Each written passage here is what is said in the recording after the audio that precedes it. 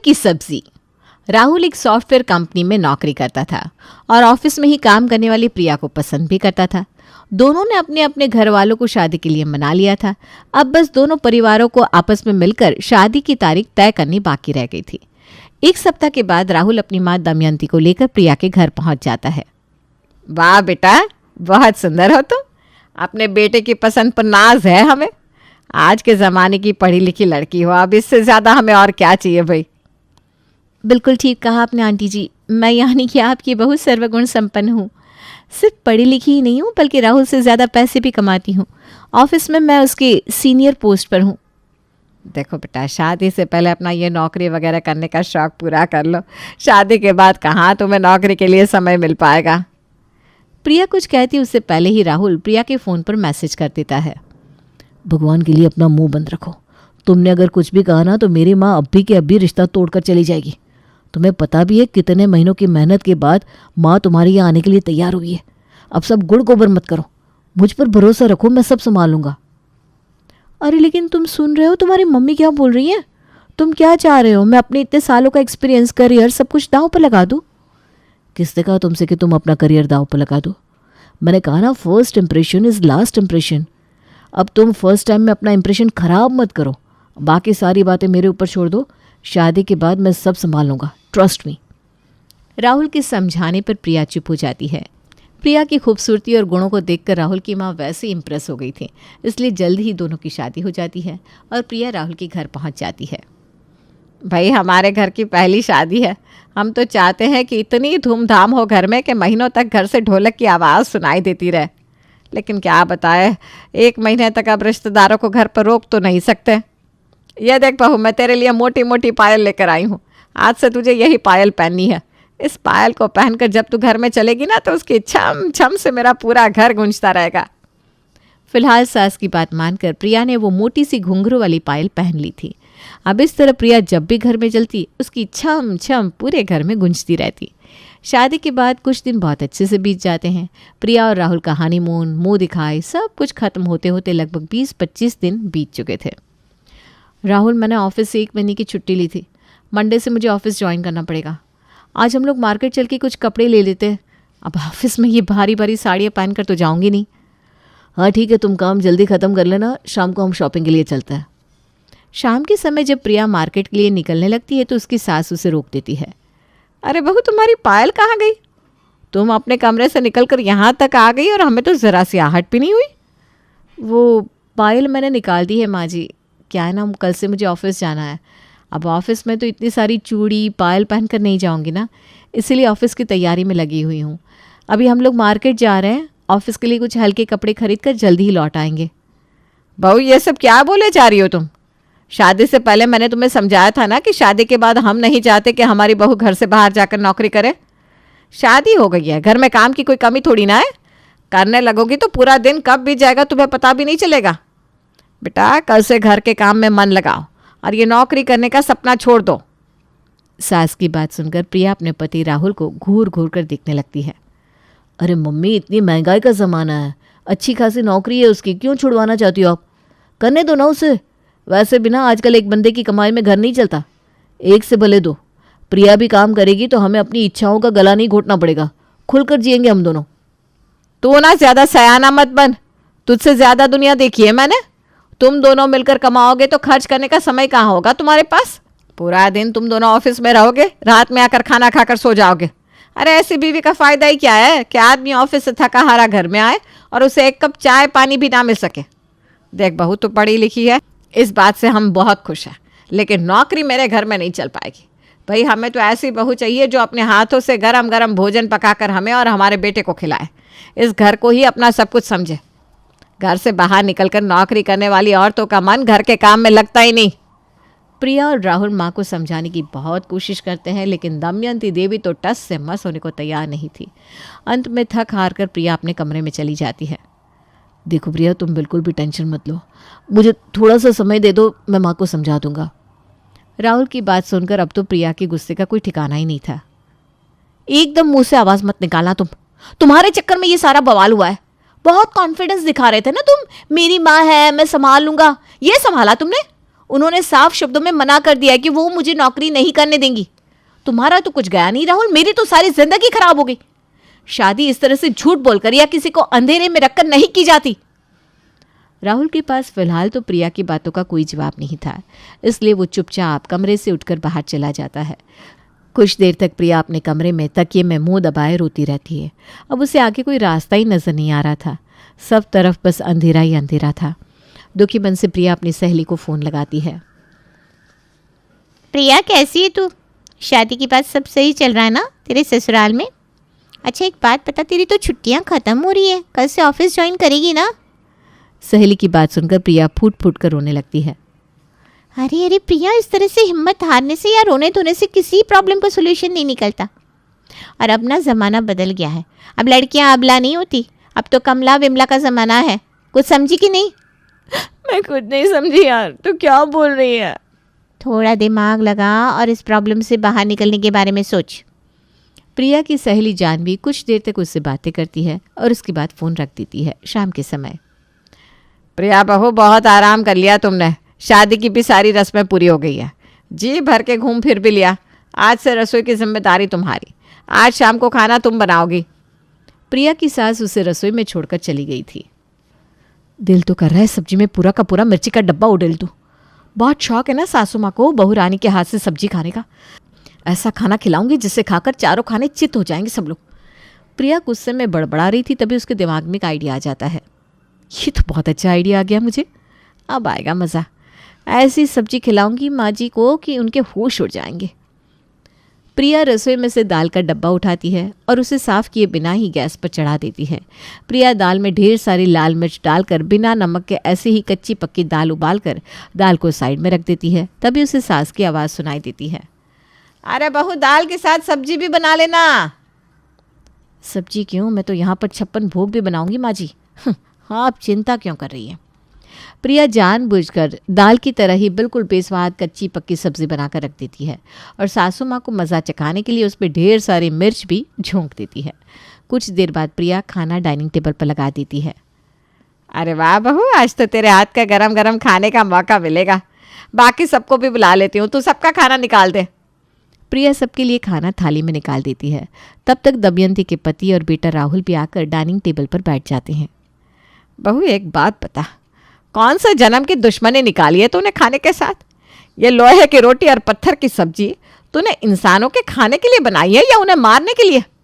2 चम्मच दाल खाई है मैंने और मेरे कान में से धुआं निकल गया। तेरी दाल में पत्थर और मिर्ची के अलावा तो कुछ है ही नहीं। अरे भाग्यवान, सिर्फ दाल ही नहीं सब्जी का भी यही हाल है। सब्जी में भी सिर्फ मिर्च ही मिर्च है और बीच बीच में पत्थर आ रहे हैं मुंह में। बेटा, कोई नई स्पेशल रेसिपी है क्या तुम्हारे मायके वालों की पत्थर की सब्जी की? और हमारे दांत ना इतने टिकाऊ नहीं है, हमारे तो दांत ही टूट कर हाथ में आ जाएंगे। आगे से ये डिश ना बनाना हमारे लिए। हमारे लिए तो तुम घिया तोरी यही बना दिया करो बेटा, हम पत्थर की सब्जी नहीं खा पाएंगे। मम्मी, मैंने आपको समझाया था, अच्छी खासी पढ़ी लिखी लड़की है, महीने के 60,000 कमाती है। आप उसे घर में बिठाकर उससे पत्थर की सब्जी क्यों बनवाना चाह रही हैं? नौकरी करने दीजिए ना इसे। खाने के लिए मैं एक अच्छा सा कुक लगवा देता हूँ। अरे चुप कर, बीवी के पल्लू से बंधा हुआ जोरू का गुलाम कहीं का। अपनी बीवी को खराब खाना बनाने के लिए तो कुछ कहने से गया, उल्टा माँ को 4 बातें सुना रहा है। यही संस्कार देकर बड़ा किया था क्या मैंने तुझे? बदतमीज नहीं तो। रहने दो राहुल, मैंने सोच लिया है कि मुझे अब नौकरी करनी ही नहीं है, बल्कि मैं तो अब घर में रहकर गर्मा गर्म खाना बनाकर सासू माँ और ससुर जी को खिलाऊंगी और उनकी सेवा करूंगी। अरे ये क्या बात कर रही हो तुम? बिल्कुल ठीक तो कह रही हूँ। माना कि मुझे खाना बनाना नहीं आता तो क्या हुआ, आज नहीं तो कल मैं सीख जाऊंगी। हाँ, ये हुई ना बात बहू, आप करी तूने समझदारी की बात है। चल ठीक है, कल से मैं तुझे किचन ट्रेनिंग दूंगी बेटा। खाना बनाने में ऐसा कोई रॉकेट साइंस नहीं होता, 4 दिन में सीख जाएगी तू, फिक्र मत कर। अगले दिन, देख बहू, आज मैं तुझे दम आलू बनाना सिखाऊंगी। सबसे पहले सारे आलू को छील ले, उसके बाद तेल में उन्हें फ्राई करेंगे, समझ गई? बिल्कुल समझ गई माँ जी, अभी कर देती हूँ। हाँ, तू तब तक तैयारी कर, मैं तेरे ससुर जी को चाय देकर आती हूँ। दमयंती अभी अपने पति के पास बैठकर चाय पी रही थी, तभी उसे रसोई से धमाके की आवाज़ सुनाई देने लगती है, जिसे सुनकर दमयंती और उसके पति रमेश बाबू दोनों दौड़ते हुए रसोई में आते हैं। वहाँ का हाल देखकर दोनों अपने दांतों तले उंगली दबा लेते हैं। बहू, तुझे आलू बनाने के लिए कहा था, ये रॉकेट की सब्जी क्यों बनाने लगी तू? और कढ़ाई में आलू की जगह बम डाल दिए थे क्या? ये ऐसा उछल उछल कर फट क्यों रहा है? मुझे क्या पता माँ जी, मैंने तो वही किया जो आपने मुझे बताया था।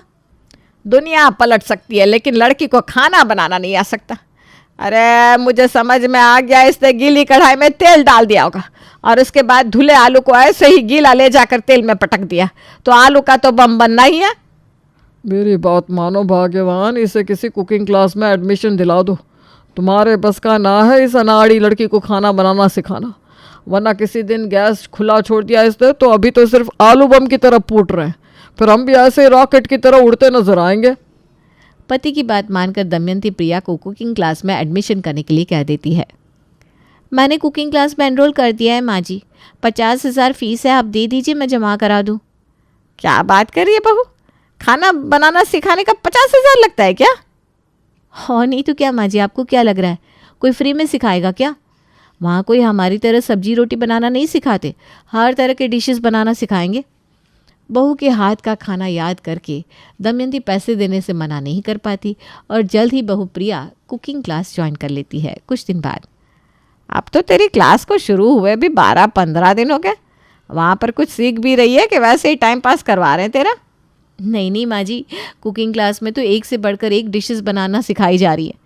ठीक है, आज ना मैं आप लोगों के लिए पनीर अंगारा बनाऊंगी। बेटा मैं कह रही हूँ तू ना सिंपल दाल चावल बनाकर खिला दे, ये अंगारा चिंगारा खाना हमारे बस का ना है।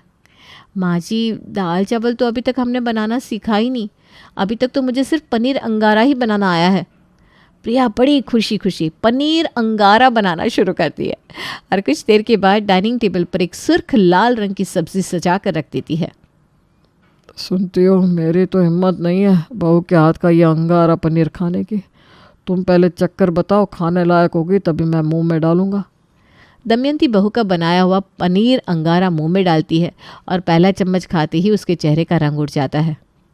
अरे बहू, 50,000 क्लास में फूंकने के बाद ये अंगारे की सब्जी बनाना सीख कर आई तू? इससे अच्छी तो तेरी वो पत्थर की सब्जी थी, हम तो वही खा लेते बेटा। कम से कम इस बात का दुख तो ना होता कि 50,000 लूटने के बाद ये खाने को मिल रहा है। माँ जी ये गलत बात है, मैंने इतने प्यार से आप लोगों के लिए खाना बनाया और आप एक चम्मच खाकर मुझे इतनी बातें सुना रही हैं। जाइए, मैं आज के बाद खाना ही नहीं बनाऊंगी।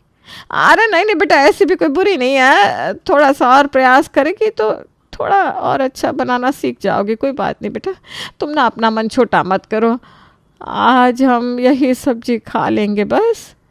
हालांकि दमयंती की बात सुनने के बाद ससुर जी की तो हिम्मत ही नहीं हो रही थी कि वो सब्जी को मुंह में डाल सके, लेकिन मरता क्या न करता, बेचारे को मन मार कर बहू की बनाई सब्जी खानी पड़ती है।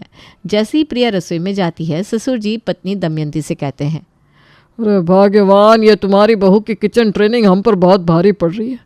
अरे उस पत्थर की सब्जी में तो फिर भी सब्जी तो थी, इस पनीर अंगारा में तो सिर्फ अंगारे ही अंगारे नज़र आ रहे हैं, पनीर तो कहीं दिखाई नहीं दे रहा। हमें तो ऐसा लग रहा है कि लाल मिर्च की ग्रेवी बनाकर उसमें 10-20 ग्राम कद्दू कस करके पनीर सजा दिया बहू ने।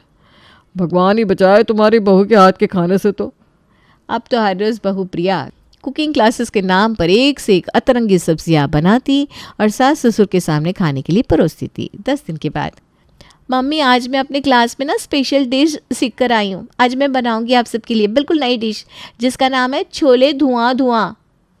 सुनते हैं जी, आज तो कुछ जानी पहचानी सी चीज़ बना रही है बहू। लग रहा है आज छोले चावल खाने को मिलेगा।